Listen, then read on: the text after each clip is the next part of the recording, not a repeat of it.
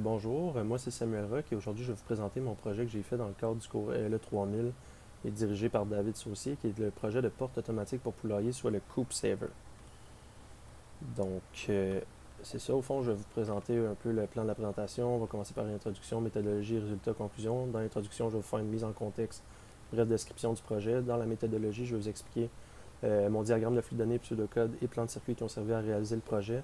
À la suite de ça, je vais vous présenter et analyser les résultats et finalement, je vais conclure avec mes interprétations. En introduction, pour la mise en contexte, au fond, c'est que avec la pandémie, il y a beaucoup de gens qui se sont tournés vers l'autosuffisance. Et une des formes d'autosuffisance, au fond, qui est quand même assez populaire maintenant, c'est d'avoir ses propres poules pondeuses pour avoir des œufs. Par contre, ça peut être encombrant de devoir monter la porte et la baisser pour que les poules puissent sortir et rentrer le soir. Et également, il y a des modèles existants qui sont plutôt dispendieux, entre 200 et 400 dollars. Donc, au fond, la problématique, c'est ça, c'est de faire une porte automatique pour poulailler qui est moins chère et qui a peut-être plus de fonctionnalités. Au fond, c'est d'essayer d'offrir un système qui a la possibilité de programmation de l'ouverture en mode horaire et dépendamment de la luminosité. Ensuite de ça, on veut une porte qui est réglable. On veut une programmation à partir d'un module de commande local et à partir d'une application. Et on veut également pouvoir observer avec une caméra ce qui se passe à l'intérieur du poulailler. C'est ça. Pour les spécifications fonctionnelles de mon projet, en entrée, on a un clavier de boutons et de roulettes qui vont être sur l'interface de commande et sur l'application. À la suite de ça, on va avoir un module d'intensité lumineuse au fond qui va déterminer si on est à une luminosité du crépuscule ou non, soit 4 lux et 10 lux. Et on va également avoir une caméra installée à l'intérieur du poulailler. En sortie, on va avoir la position de la hauteur, qu'on veut avoir une erreur maximale de 5% sur la valeur réglée. À suite de ça, on va avoir un affichage des réglages sur l'écran alphanumérique. On a également la même, en plus des états pour l'application web. À suite de ça, on a des voyants d'ailes qui vont nous indiquer si la minuterie est commencée pour la programmation lumière et à savoir si le moteur est en marche. Et puis finalement, on va avoir l'affichage de la vidéo par la caméra sur l'application. Donc pour les fonctions, brièvement, on veut avoir un menu, évidemment comme j'ai mentionné plus tôt, on va avoir l'affichage menu avec les bons réglages, on veut ouvrir et fermer la porte selon les deux types de programmation, on veut allumer la DEL rouge quand le moteur est activé, on veut pouvoir ouvrir la porte avec un bouton manuel, et etc. Là, les autres, on les a déjà mentionnés. La porte automatique pour poulailler, ensuite, on a des facteurs humains. On veut que la personne soit capable de programmer avec l'interface, sur l'interface et sur l'application. On veut qu'elle puisse ouvrir avec un bouton manuel. On veut qu'elle puisse activer et désactiver la vidéo sur l'application. Et on veut lui donner une flexibilité d'installation, au fond, sur son poulailler, dépendamment de la disposition de son poulailler. Et comme réaction aux erreurs, au fond, on veut limiter les valeurs programmables pour éviter que les personnes mettre des valeurs qui n'ont pas de sens et on veut également communiquer les erreurs par l'application web. Le diagramme de flux de données est le suivant. On a les entrées à gauche, les sorties à droite et les processus au milieu. Pour la luminosité et la minuterie, on voit qu'au fond, ces deux entrées-là se font traiter et s'en vont jusqu'au processus de comparaison et décision par rapport aux états et réglages actuels. Les états et réglages actuels, au fond, sont réglés par l'interprétation de programmation du système. Et ça, au fond, c'est à l'aide des roulettes, clavier et applications et boutons sur l'application, au fond, qui vont venir décider c'est quoi les réglages actuels. On veut également pouvoir, au fond, indiquer c'est quoi les réglages actuels sur l'afficheur et l'application. Et finalement, on a les images de la caméra qui peuvent être affichées sur l'application. Le pseudocode suivant explique surtout pour le menu en local. Donc, on va avoir un bouton de sélection et un bouton de curseur. X et Y X, W et Y. X et W peuvent prendre des valeurs de 2 ou 3. Les boutons, au fond, on l'a dit, c'est des boutons. Et puis, lorsqu'on veut ajuster la valeur, lorsqu'on veut changer la hauteur, l'ouverture et la fermeture, au fond, on va faire ça avec une roulette. Par la suite, ici, on peut voir que lorsqu'on part du menu principal, on peut soit aller regarder les réglages actuels ou changer les réglages. Lorsqu'on change les réglages, à la suite d'avoir fait notre changement, la valeur est enregistrée. Et dans les deux cas, à la fin, on va avoir une sorte d'affichage qui peut être interrompu soit en laissant l'affichage 5 secondes ou en appuyant sur le bouton OK ou sélection avant de revenir au menu principal. À la suite de ça, on peut voir le plan des circuits et connexions globales.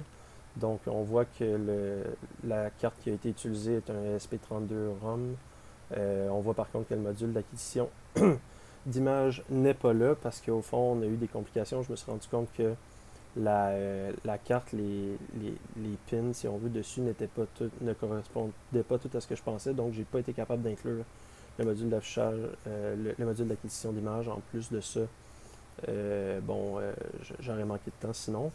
Ensuite de ça, on peut voir que le module de prise de mesure est en vert ici, l'interface de commande en bleu ici et le module de contrôle de moteur est en orange ici.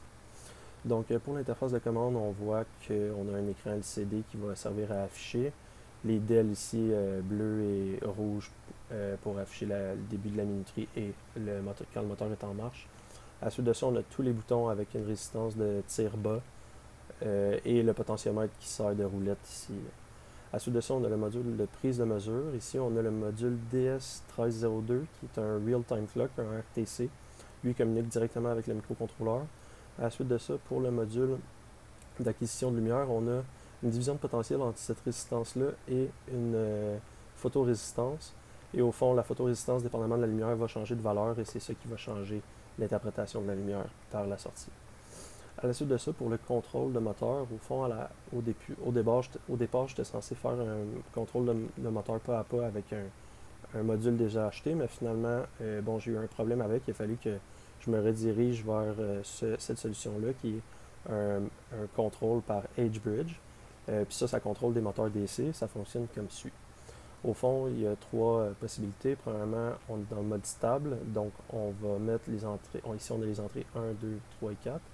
Donc, on va mettre l'entrée 1 et 3 à haut, à 3.3 volts. Et ça, au fond, ça va activer les deux transistors du haut qui vont donc mettre 12 volts aux bornes du moteur. Et donc, le courant ne pourra pas passer. Le moteur va être fixe.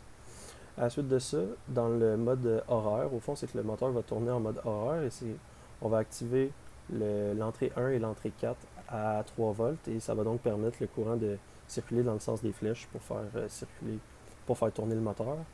Et dans le mode anti-horaire, au fond, c'est qu'on échange les sorties à l'inverse. Donc, on va donc activer les autres transistors qui vont forcer 12 volts et 0 volts aux bornes du moteur pour que le courant circule de cette façon. Donc, pour l'analyse des résultats, au fond, moi, avec cette méthodologie-là, j'ai eu, au fond, des résultats sur le module d'acquisition de lumière pour l'ouverture qui était pas correct. Au fond, ils étaient de 7.5 au lieu de 9 sur 10. Donc, ça ne respectait pas.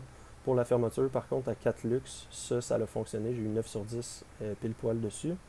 Pour le module de minuterie, qui est le DS1302, ben lui, il marche à la perfection. On peut voir qu'il y a un petit délai de 3 secondes qui nous rapproche de 5 secondes, mais ça, c'est simplement parce que, on a programmé le moteur 3 secondes en retard, mais c'est très constant. À suite de ça, pour l'affichage des réglages, la DEL rouge et le bouton manuel, ça marche pas mal à la perfection. Sauf pour l'affichage des réglages, au fond, parfois le bouton sélection est sensible, donc on va sauter une étape du réglage, donc c'est pour ça le 19 sur 20. À la suite de ça, pour la hauteur, lorsqu'on a des faibles charges, la hauteur de la porte, eh bien, on respecte le 9 sur 10, on a 9.26. Là, ça se gâte lorsqu'on va des fortes charges, et ça, au fond, c'est parce que, vu que j'ai eu des problèmes avec la conception de mon contrôle de moteur, j'ai manqué de temps pour designer une poulie en impression 3D et l'imprimer, donc j'ai dû le faire avec du caoutchouc. La poulie avec du caoutchouc, mais vu que c'est pas une impression 3D, il y a du glissement entre le bras du moteur et la poulie. Donc, dès qu'on est en haut de 2 livres, il n'y a vraiment aucun bon résultat. Et comme l'application n'a finalement pas été réalisée, l'atteinte des objectifs pour celle-ci est négative. Pour l'analyse des résultats, au fond, comme on vient de voir, on peut voir que le menu est constant et performant. On a une bonne commande par bouton manuel, une minuterie qui est efficace et un moteur efficace à faible charge. Par contre, on a une interprétation de la lumière qui laisse à désirer, un moteur inefficace à pleine charge et évidemment, on n'a pas d'application web. Donc, les limites et incertitudes de mon projet, je dirais que le prototype réagit bien aux circonstances qui sont normales ou relaxes, mais dans des circonstances élevées, il ne réagit pas très bien. Le prototype, il n'y a pas d'application web, c'est un point négatif. Les essais pour l'activation également de la minuterie, je crois qu'ils n'étaient pas très bons. J'utilisais, il laisse à désirer parce que j'utilisais l'application Photon qui est sur mon cellulaire et je crois que, il laisse à désirer des fois, ce serait mieux d'avoir un vrai module de mesure. Et le résultat de fabrication de la poulie n'était pas satisfait comme j'ai mentionné. Donc, les étapes qui m'appartiennent en tant que concepteur sont les suivantes. Donc, conception de diagrammes, conception de plans mécaniques, électriques, les choix des composantes, la programmation du système et finalement la conception des procédures de test. Finalement, les améliorations apportées, je crois que ce serait bien d'imprimer 3D la poulie et également un coffret pour protéger les composantes électriques. Finalement, comme l'application, je n'ai pas été capable de la faire à cause d'un problème de capacité, je pense que ce serait bon d'avoir soit une carte avec une meilleure capacité ou deux cartes, une pour l'application et une pour le système. À la suite de ça, je pense que ce serait bien de designer le PCB de la carte au lieu d'en acheter une, ce serait peut-être mieux lucrativement et je crois qu'on pourrait améliorer les tests de validation. Donc, c'est ça. En résumé, je crois que mon prototype est fonctionnel. J'ai fait un prototype qui est fonctionnel pour des conditions qui sont non extrêmes. J'ai une application qui serait un très bon ajout mais qui n'a pas été implémenté. Et j'ai pu observer vraiment les enjeux et les embûches que les embûches peuvent avoir sur mon projet. Par exemple, quand mon contrôle de moteur ne fonctionnait pas, ça m'a enlevé du temps pour faire une bonne poulie. Donc en ouverture, je dirais que ce projet-là était très formateur pour moi, surtout côté commande de moteur et programmation de microcontrôleurs. Et j'aimerais vraiment ça, implémenter l'application dans ce projet-là et également peut-être gérer plusieurs contrôleurs en même temps. Donc c'est tout pour moi. Merci, j'espère que vous avez apprécié.